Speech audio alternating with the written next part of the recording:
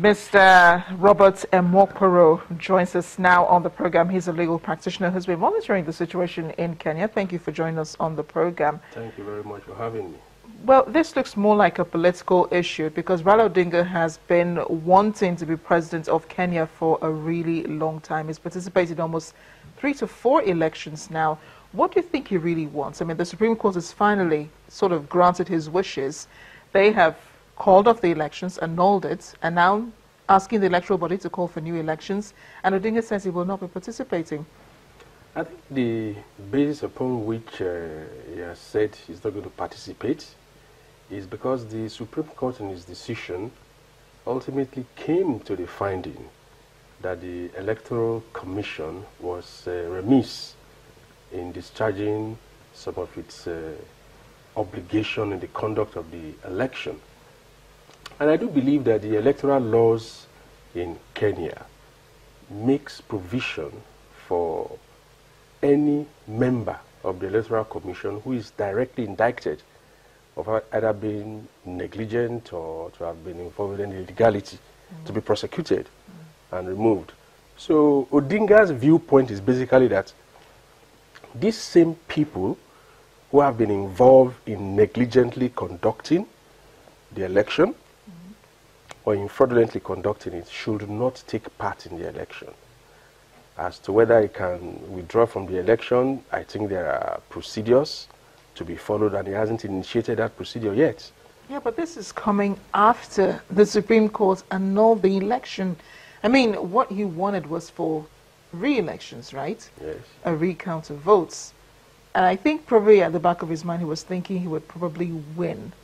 You know, so bringing up this issue of the electoral body seems a bit, I don't know, a bit far-fetched. Well, you see, I think to understand his own perspective, we have to appreciate that if a body that conducted an election in a way that the Supreme Court itself described not to be transparent, not to be accountable, and not to be verifiable, and then you say these self-same people should conduct the same election without any steps having been taken to more or less remedy the situation.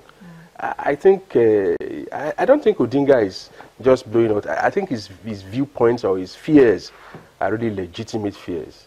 But the elections now have been scheduled for October 26th. Yes.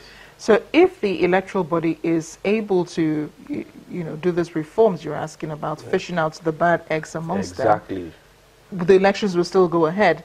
But if they don't, if they're not able to do that before October 26th, can the elections still go on? I think the elections will still go ahead unless Raila Odinga formally withdraws from the election, in which case the provisions of the Constitution of Kenya will kick in, which means you have just only one candidate validly nominated at that election, and then you will be automatically deemed to be the winner of the election. I really don't think that Odinga wants that to happen. You know, President Kenyatta says the country's Supreme Court could throw the country into judicial chaos after it's annulled his win. How will the Supreme Court be doing this? Frankly, I think we have to take the statements of President Kenyatta with a lot of caution, because he appears to be speaking more emotionally rather than rationally, because the Constitution of Kenya expressly laid down parameters that the electoral process must follow. 1, it must be transparent. 2, it must be verifiable. It must be accurate, and it must be accountable.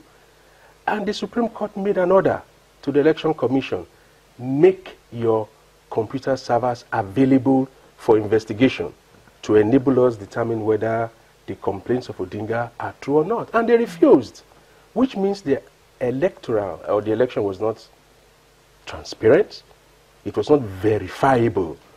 So automatically it was an unconstitutional election. Kenya is in a very delicate political situation right now. So what could further tip, what could happen now that will further tip the balance, you know, with everything that's going on? Because, I mean, with the Supreme Court annulling the elections, they became an example for other countries here in Africa. The first time this is happening, and the Supreme Court would annul elections, and we know how much money went into organizing those elections. So calling for another election is like, it's really expensive. So a very delicate political situation, I would say, still. Yes, it's a very delicate political situation, no doubt. And unfortunately, the president of Kenya is not helping matters with his incendiary statements. Because as the president of Kenya, he has a constitutional duty to respect, to safeguard, and to uphold the constitution. You see, in Kenya, there's something very unique about the Kenyan constitution, and that the sovereign power of the state is vested in the people and then delegated to the three arms of government. So even the judicial officers, they themselves are delegates of the sovereign power of the people of Kenya. So whatever decision they have taken, the president ought to respect that decision. He ought to safeguard it and he ought to uphold it. That's part of his duty as president. Mr. Robert Emukoro, thank you so much for joining us on The World today. I appreciate your being here today.